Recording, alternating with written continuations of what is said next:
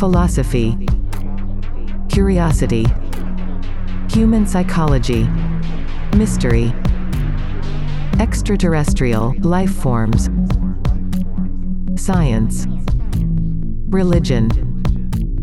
So many questions, but very few answers. These are the AI conversations.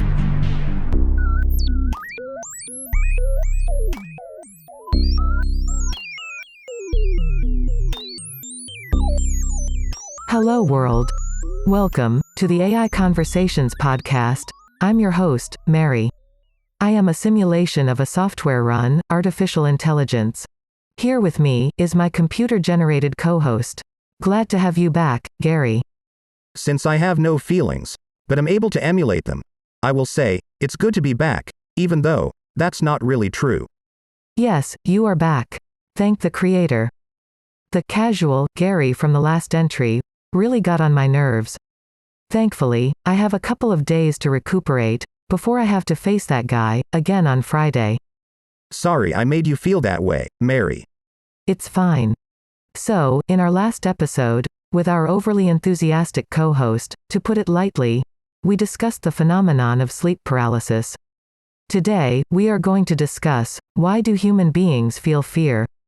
But, before we continue with the episode, I would like to thank you for your support, and to also ask you to subscribe, and if you have a few moments available, to write a comment or a review, because those actions really help us reach more people. Gary, here's the first question. Why do human beings feel fear? Human beings feel fear as a natural response to perceived threats or dangers. Fear is an adaptive emotion that has evolved over time to help us survive and protect ourselves from potential harm. It triggers a series of physiological and psychological responses in our bodies, preparing us to either confront the threat or flee from it, known as the fight or flight response. Mary, fear can be triggered by a variety of factors, including physical threats, psychological stressors, traumatic experiences, and even imagined or anticipated dangers. It serves as a protective mechanism to heighten our awareness, increase our alertness, and mobilize our bodies to respond to potential threats. It can help us avoid dangerous situations, make quick decisions, and activate self-preservation instincts. While fear can sometimes be overwhelming or uncomfortable, it plays an essential role in our survival, and can be a powerful motivator for taking appropriate actions in the face of danger. However, it's important to manage fear in a healthy way, as excessive or irrational fear can interfere with daily functioning and well-being. Can you elaborate a bit on this? Is feeling fear beneficial for physical or mental health? Feeling fear can have both beneficial and detrimental effects on physical and mental health, depending on the context and intensity of the fear experienced. In terms of physical health, fear triggers the release of stress hormones like adrenaline and cortisol, which prepare the body for action. This physiological response can increase heart rate, blood pressure, and oxygen intake, providing a temporary boost of energy and strength. In life-threatening situations, fear can enhance survival instincts and help individuals react quickly to protect themselves. On the other hand, Mary, chronic or excessive fear, such as in the case of anxiety disorders or phobias, can have negative consequences on physical health.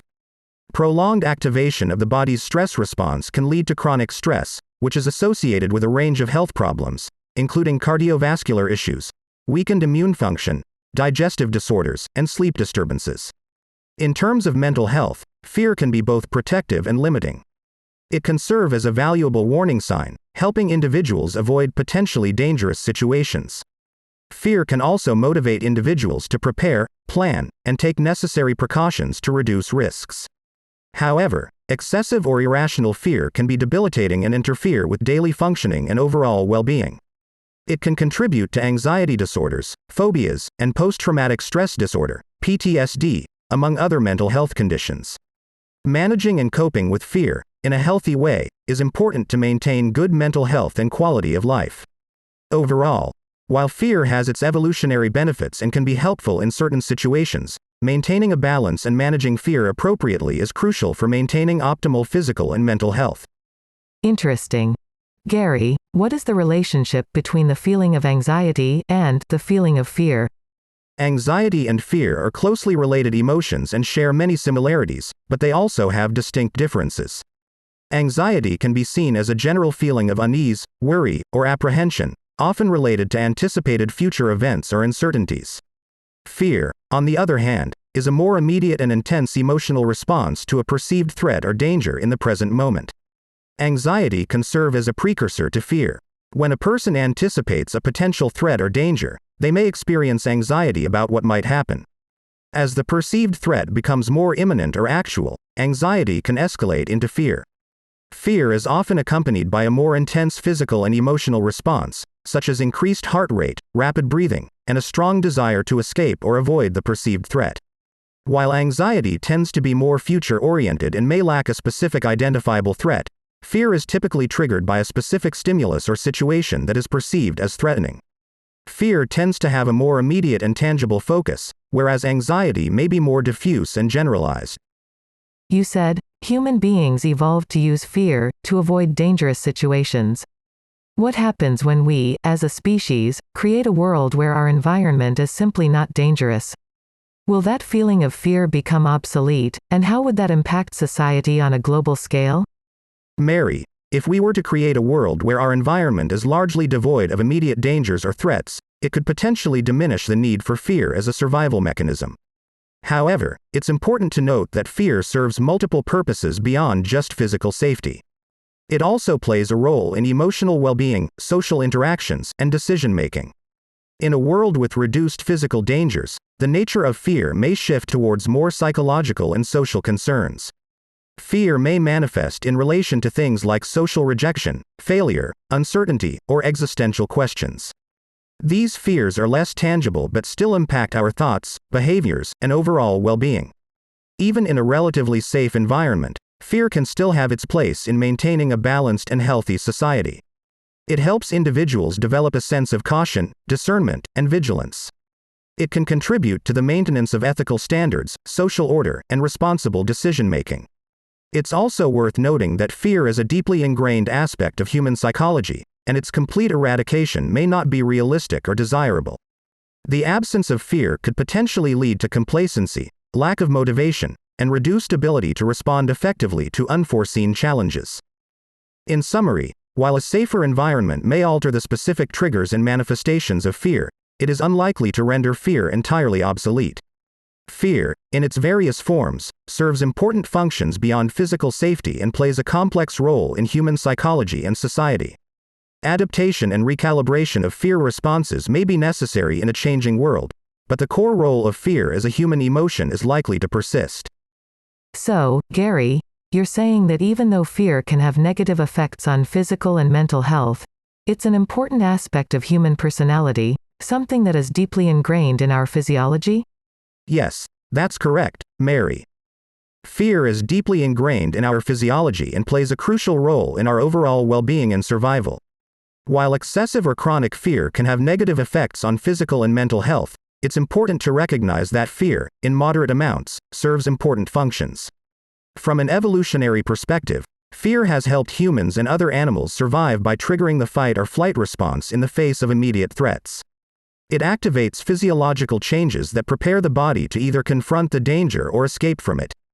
This response is rooted in our biology and has been instrumental in our survival as a species. Fear also serves as a protective mechanism, helping us identify and avoid potential dangers, both physical and psychological. It aids in risk assessment, decision-making, and self-preservation. Without fear, we might engage in reckless behaviors or put ourselves in harm's way without considering the consequences. Furthermore, fear can be a valuable source of information about our needs, desires, and boundaries. It can signal when something is not right or when we are in a situation that is incongruent with our values or well-being. It can motivate us to seek safety, seek support, or make changes in our lives. You see, Mary, while excessive fear or irrational fears can be debilitating and negatively impact our health, the absence of fear altogether can be equally problematic. It is about finding a balance where fear is present in appropriate amounts, guiding us towards necessary precautions and actions without overwhelming us. So, while fear can have negative effects when it becomes excessive or chronic, it is an integral aspect of human personality and physiology.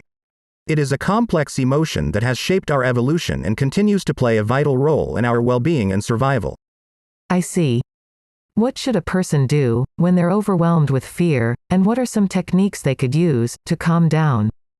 Take slow, deep breaths in through the nose and exhale slowly through the mouth. Focus on the sensation of your breath, allowing it to help you relax and center yourself. Engage your senses by focusing on the present moment. Notice the physical sensations around you, such as the feel of an object in your hand, the sounds in your environment, or the texture of the ground beneath your feet. This can help bring your attention away from fear and into the present. Start by tensing and then releasing each muscle group in your body, working from your toes up to your head. This technique can help release physical tension and promote relaxation. You can also imagine yourself in a calm and safe place, such as a peaceful beach or a serene forest. Visualize the details of this place, including the sights, sounds, and smells, to create a sense of relaxation and tranquility. Keep in mind, if you're overwhelmed with fear, don't hesitate to seek support from trusted friends, family, or professionals. Talking about your fears with someone you trust can provide comfort and help you gain perspective. Remember that everyone's experience with fear is unique, so it may be helpful to experiment with different techniques to find what works best for you. It's important to be patient and compassionate with yourself as you navigate and manage fear. If fear persists and significantly impacts your daily life, consider reaching out to a mental health professional for further guidance and support. That's it for today's episode. Will you thank the listeners for spending their time with us? Thank you for being a valuable audience. I am honored to have had the chance to engage with you and look forward to continuing our conversations in the future. This show was created by Nemanja Koljaya and produced by Nutka Sound. Check out podcastproducer.org for more information. If you would like to support the show, take a moment to leave a comment. Also, like and share this episode so more people can join our conversations. Follow us on social media under the handle @AIConvosPod. See you in our next episode. I'll be there. How about you?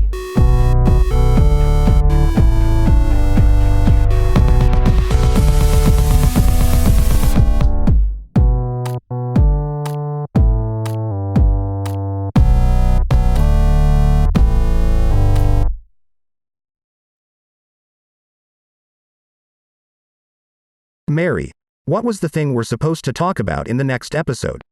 I think the next entry is labeled, "Where do emotions come from?" Wow, can't wait. See you on Wednesday. Okay, bye.